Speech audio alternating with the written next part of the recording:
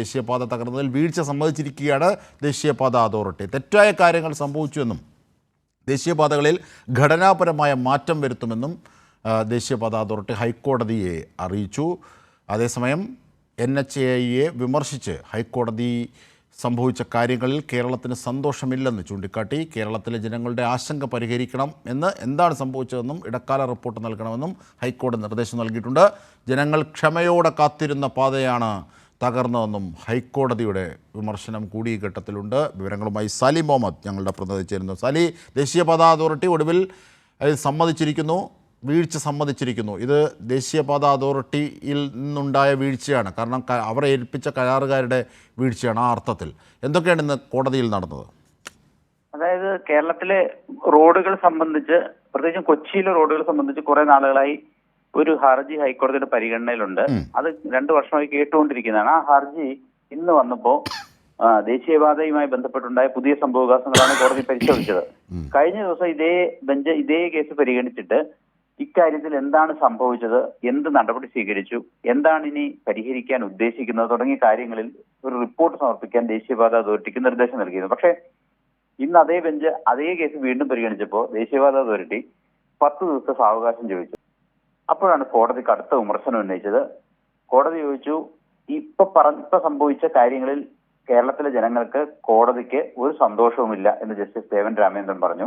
ഏതായാലും ജനങ്ങളുടെ ആശങ്ക പരിഹരിക്കണം, എന്താണ് സംഭവിച്ചത് എന്ന കാര്യത്തിൽ വിശദമായി കോടതി അറിയിക്കണം, ജനങ്ങൾ ക്ഷമയോടെ കാത്തിരുന്ന പാതയാണ് തകർന്നത് എന്ന് കോടതി ദേശീയപാതയുടെ അഭിഭാഷകനോട് ചൂണ്ടിക്കാട്ടി. അപ്പോൾ NHAIയുടെ അഭിഭാഷകൻ, അതായത് കേന്ദ്ര സർക്കാരിന്റെ അഭിഭാഷകൻ പറഞ്ഞത്, ഈ കരാർ കമ്പനിയെ കരിമ്പട്ടികയിൽപ്പെടുത്തിയിട്ടുണ്ട്, അത്തരം കമ്പനികൾക്കെതിരെ നടപടി എടുത്തു വരുന്നു. എന്നാൽ തകർന്ന പാതകളിൽ ഘടനാപരമായ മാറ്റം വരുത്താൻ തയ്യാറാണ്, അതിനനുസരിച്ചുള്ള പരിശോധനകൾ സംഭവിച്ചുകൊണ്ടിരിക്കുന്നു.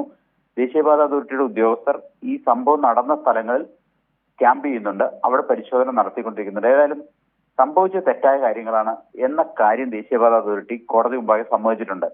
അപ്പൊ തെറ്റ് സംഭവിച്ചു എന്ന് കേന്ദ്ര സർക്കാരിന് വേണ്ടി ഹാജരായ ദേശീയപാത അതോറിറ്റിയുടെ അഭിഭാഷകൻ കോടതിക്ക് മുമ്പാകെ സമ്മതിച്ചിട്ടാണ് ഈ കേസ് ഇന്നത്തെ നടപടിക്രമങ്ങൾ അവസാനിപ്പിച്ചത്. അപ്പൊ കോടതി പറഞ്ഞു, അങ്ങനെയാണെങ്കിൽ എന്താണ് സംഭവിച്ചതെന്നുള്ള കാര്യത്തിലും ഇനി എന്തൊക്കെയാണ് നടപടികൾ സ്വീകരിക്കാൻ പോകുന്നു എന്ന കാര്യത്തിലും ഒരു ഇടക്കാല റിപ്പോർട്ട് കോടതിക്ക് സമർപ്പിക്കുക. അപ്പോൾ വ്യാഴാഴ്ച, നെക്സ്റ്റ് തേഴ്സ്ഡേ കേസ് പരിഗണിക്കാം എന്നാണ് ജസ്റ്റിസ് ദേവൻ രാമേന്ദ്രൻ പറഞ്ഞത്. അപ്പോൾ വ്യാഴാഴ്ച കേസ് പരിഗണിക്കുമ്പോൾ ഒരു ഇടക്കാല റിപ്പോർട്ട് ദേശീയപാത അതോറിറ്റി അല്ലെങ്കിൽ കേന്ദ്ര സർക്കാർ കോടതിയിൽ സമർപ്പിക്കണം എന്ന് പറഞ്ഞാണ് കേസ് അവസാനിപ്പിച്ചിരിക്കുന്നത്. അതായത് കോടതിയുടെ ആവശ്യപ്രകാരം കോടതിയാണ് അത് അത്തരത്തിലൊരു ഇടക്കാല റിപ്പോർട്ട് വേണമെന്ന് ആവശ്യപ്പെട്ടത് അല്ലേ? തീർച്ചയായും.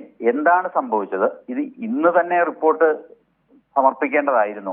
കഴിഞ്ഞ ദിവസം കേസെടുത്തപ്പോൾ കോടതി ചോദിച്ചതാണ് എന്താണ് സംഭവിച്ചത്, എങ്ങനെയാണ് ഇത് പരിഹരിക്കാൻ ഉദ്ദേശിക്കുന്നതെന്നൊക്കെ അറിയിക്കാൻ കോടതി പറഞ്ഞിരുന്നു. പക്ഷെ ഇന്ന് വന്നപ്പോഴും സാവകാശം ചോദിക്കുകയാണിത്, 10 ദിവസമെങ്കിലും വേണമെന്ന് പറഞ്ഞു. ഞാൻ കുറെ ന്യായവും നിരത്തി. അപ്പോഴാണ് കോടതി ദേഷ്യപ്പെട്ടത്. എന്നിട്ട് പറഞ്ഞു, വ്യാഴാഴ്ച കേസ് പരിഗണിക്കും, അടുത്ത വ്യാഴാഴ്ച കേസ് പരിഗണിക്കുമ്പോൾ ഇക്കാര്യത്തിൽ ഒരു വിശദമായ റിപ്പോർട്ട് സമർപ്പിക്കുക, അതിനുശേഷം കോടതി നിലപാട് പറയാം എന്നാണ് ഇപ്പൊ പറഞ്ഞിരിക്കുന്നത്. യഥാർത്ഥത്തിൽ വലിയ വിമർശനമാണ് കോടതിയിൽ നിന്ന് കേന്ദ്ര സർക്കാരിന് ദേശീയപാത അതോറിറ്റിക്ക് കേൾക്കേണ്ടി വന്നത് എന്നുള്ളതാണ് വസ്തുത. അവസാനം തെറ്റ് പറ്റി എന്ന് കേന്ദ്ര സർക്കാരിന് വേണ്ടി ഹാജരായ ദേശീയപാത അതോറിറ്റിയുടെ അഭിഭാഷകൻ കോടതിയിൽ സമ്മതിക്കുന്നതും കണ്ടു എന്ന്.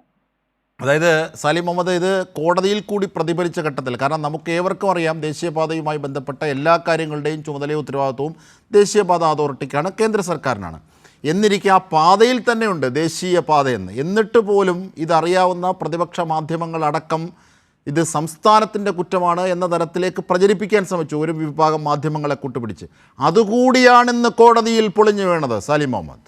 അത് തീർച്ചയായിട്ടും. കാരണം ദേശീയപാതയുമായി ബന്ധപ്പെട്ട ഏത് കേസ് കോടതിയിൽ വരുമ്പോഴും ഹാജരാവുക കേന്ദ്ര സർക്കാരിന്റെ അഭിഭാഷകനാണ്. ദേശീയപാത അതോറിറ്റിക്ക് വേണ്ടി തന്നെ സ്റ്റാൻഡിംഗ് കൗൺസിലുണ്ട്, കേന്ദ്ര സർക്കാരിന്റെ ഏതെങ്കിലും അഭിഭാഷകരും ഒപ്പം ഹാജരാകും. അതാണ് ഇന്നും കോടതിയിൽ നടന്നത്. അപ്പൊ ദേശീയപാത അതോറിറ്റിയുമായി ബന്ധപ്പെട്ട് സംസ്ഥാന സർക്കാരിനോട് കോടതി ഒന്നും ചോദിച്ചിട്ടില്ല. സംസ്ഥാന സർക്കാർ ഒരു വിശദീകരണവും നൽകേണ്ടതില്ല.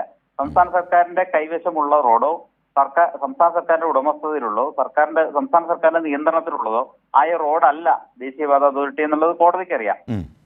പക്ഷെ അതുകൊണ്ട് തന്നെ കോടതി സംസ്ഥാന സർക്കാരിനോട് ഒരു കാര്യവും ചോദിച്ചിട്ടില്ല. സംസ്ഥാന സർക്കാർ ഇക്കാര്യത്തിൽ വിശദീകരണം നൽകേണ്ടതുമില്ല, ഒരു റിപ്പോർട്ട് സമർപ്പിക്കേണ്ടതില്ല. പക്ഷെ പറഞ്ഞത് മുഴുവൻ കേന്ദ്ര സർക്കാരിനോടും കേന്ദ്ര സർക്കാരിന്റെ അഭിഭാഷകനോടും ദേശീയപാത അതോറിറ്റിയോടുമാണ്.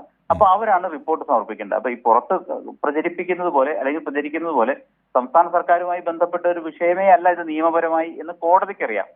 കോടതി പരിശോധിച്ച അതിന്റെ നിയമമാണ്. അപ്പൊ കോടതിക്ക് അറിയാവുന്ന കാര്യമാണത്. അതുകൊണ്ട് സംസ്ഥാന സർക്കാരുമായി ഇതിന് ഒരു ഘട്ടത്തിലും കോടതി ഈ നിയമവ്യവഹാരങ്ങളിൽ ബന്ധപ്പെടുത്തുന്നില്ല. സംസ്ഥാന സർക്കാരിന്റെ അഭിഭാഷകൻ പോലും ആ സമയത്ത് ആവശ്യം ഉണ്ടായിരുന്നില്ല.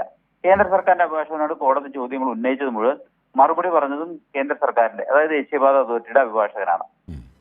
തീർച്ചയായും. അതായത് ഇവിടെ കാണേണ്ടത് ഒരു പ്രൊപ്പഗണ്ട കൂടിയാണ് പൊളിഞ്ഞു വീഴുന്നത്. കാരണം ഏറെ നാളായി സംസ്ഥാനത്തിനെതിരെ 25% സ്ഥലം ഏറ്റെടുക്കാൻ പണം മുടക്കുന്ന ഏക സംസ്ഥാനം ഇന്ത്യയിൽ കേരളമാണ്. ആ ദേശീയപാത ഇവിടെ വരണം എന്നാവശ്യപ്പെട്ടുകൊണ്ട് കേന്ദ്രത്തിൻ്റെ ഭാഗത്തുനിന്ന് അത്തരത്തിലൊരു അനുകൂല സമീപനം ഉണ്ടാകാനാണ് സംസ്ഥാനം എന്ന നിലയിൽ മുൻ ഭരണാധികാരികൾ ചെയ്ത വീഴ്ച പരിഹരിക്കാനായി 2016 പിണറായി വിജയൻ സർക്കാർ, LDF സർക്കാർ അത്തരത്തിലൊരു ശ്രമം, അത്തരത്തിലൊരു എഫർട്ട് എടുത്തത്. ഇതാണ് യഥാർത്ഥത്തിൽ സംസ്ഥാനം ഈ ദേശീയപാത യാഥാർത്ഥ്യമാകാൻ LDF സർക്കാരിൻ്റെ റോൾ എന്ന് പറയുന്നത്. അതിന് പുറത്ത് എല്ലാവിധത്തിലും ഈ പാതയ്ക്കുള്ള കരാറുകൾ, ഈ പാത നിർമ്മിക്കുന്നതിലുള്ള രീതികളുടെ ചുമതലകളും എല്ലാം കേന്ദ്ര സർക്കാരിൽ നിക്ഷിപ്തമാണ്.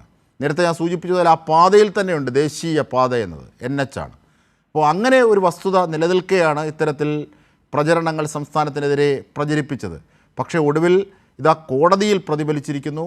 ആ ദേശീയപാത അതോറിറ്റി അവരുടെ വീഴ്ച സമ്മതിച്ചിരിക്കുന്നു. ഇനി പ്രതിപക്ഷവും അവർക്ക് കൂട്ടുനിന്ന മാധ്യമങ്ങൾ എന്ത് പറയുമെന്നതാണ് ഏറ്റവും പ്രധാനപ്പെട്ട ഒരു വസ്തുതയായി നിൽക്കുന്നത്. സലീം മുഹമ്മദ്, ഈ ഇടക്കാല റിപ്പോർട്ടിലേക്ക് അത് കോടതി ആവശ്യപ്പെടുന്നത് ഏതൊരു സാഹചര്യം മുൻനിർത്തിയാണ്? ഇതിൻ്റെ വസ്തുതകൾ ജനങ്ങൾ അറിയണം എന്നുള്ളതുമാണോ? കാരണം ഈ ദേശീയപാത നിർമ്മിക്കുന്നതിൽ വലിയ വീഴ്ചകൾ കരാറുകാരുടെ ഭാഗത്തുണ്ടാകുന്നുണ്ട് എന്നത് വലിയൊരു വിമർശനമായി ഉയർന്നിരിക്കുകയാണ്. അതിൻ്റെ പൂർണ്ണ ഉത്തരവാദിത്വവും ധാർമ്മികതയും കേന്ദ്ര സർക്കാരിനാണ്, അല്ലെങ്കിൽ ദേശീയപാത അതോറിറ്റിക്കാണ്. ഇങ്ങനെ ഒരു പശ്ചാത്തലത്തിൻ്റെ പ്രതിഫലനം കൂടി കോടതി പറഞ്ഞ ആ ഒരു ആവശ്യത്തിന് ഉണ്ട് അല്ലേ ഈ ഇടക്കാല റിപ്പോർട്ട്?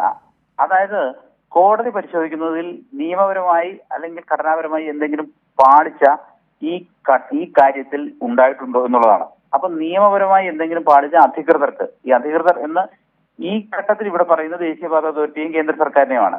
അവർക്ക് ഈ നിർമ്മാണത്തിൽ എന്തെങ്കിലും പാളിച്ച സംഭവിച്ചിട്ടുണ്ടോ എന്നാണ് കോടതി പരിശോധിക്കുന്നത്. അപ്പൊ കോടതി ഇത് പരിശോധിക്കണമെങ്കിൽ അവരുടെ തന്നെ റിപ്പോർട്ട് ലഭിക്കണം. അവരുടെ റിപ്പോർട്ടിൽ കോടതി ചോദിച്ചിരിക്കുന്ന 2-3 കാര്യങ്ങളുണ്ട്. ഒന്ന്, എന്താണ് സംഭവിച്ചത്? ഈ മാധ്യമ വാർത്തകൾക്കും ഈ പ്രചരണങ്ങൾക്കും അപ്പുറം എന്താണ് യഥാർത്ഥത്തിൽ അവിടെ സംഭവിച്ചത് എന്നുള്ളത് അതിൽ ഉൾപ്പെടുത്തണം റിപ്പോർട്ടിൽ. അതിനുശേഷം എന്താണ് നടപടി സ്വീകരിച്ചത്? അതിനുശേഷം എന്താണ് ഇത് പരിഹരിക്കാനുള്ള അടുത്ത ഘട്ടം? ഈ 3 കാര്യങ്ങളിലും ഒരു റിപ്പോർട്ടാണ് കോടതിക്ക് തേടേണ്ടത്. കോടതി അതാണ് ചോദിച്ചതും. കോടതിക്ക് നടപടി സ്വീകരിക്കണമെങ്കിൽ അതിൽ നിയമപരമായ എന്തെങ്കിലും പാളിച്ച, എന്തെങ്കിലും തെറ്റ് അധികൃതരുടെ ഭാഗത്തു നിന്നുണ്ടെങ്കിൽ നടപടി സ്വീകരിക്കേണ്ട തീർച്ചയായും അത് തന്നെയാണ് കോടതിയിൽ ഇടക്കാല റിപ്പോർട്ട് ആവശ്യപ്പെടുന്നതിലൂടെ ബോധ്യമാകുന്നത്. മാത്രമല്ല 1, 2, 3 DPRകൾ മറികടന്നു, 3ാമത്തെ DPR ആണെന്നൊക്കെ കേന്ദ്ര സഹമന്ത്രിമാർ പറഞ്ഞതിലെ വ്യക്തതയും ആ റിപ്പോർട്ടിലൂടെ എത്തും എന്ന് തന്നെയാണ് പ്രതീക്ഷിക്കുന്നത്. എന്തായാലും വീഴ്ച സമ്മതിച്ചിരിക്കുകയാണ് ദേശീയപാത അതോറിറ്റി ഹൈക്കോടതിയുടെ വിമർശനവും ദേശീയപാത അതോറിറ്റിക്ക് ആ അർത്ഥത്തിൽ ഏൽക്കേണ്ടി വന്നു. ഇതിൻ്റെയൊക്കെ സമഗ്രമായ വിവരങ്ങളാണ് സാലിം മുഹമ്മദ് നൽകിയത്.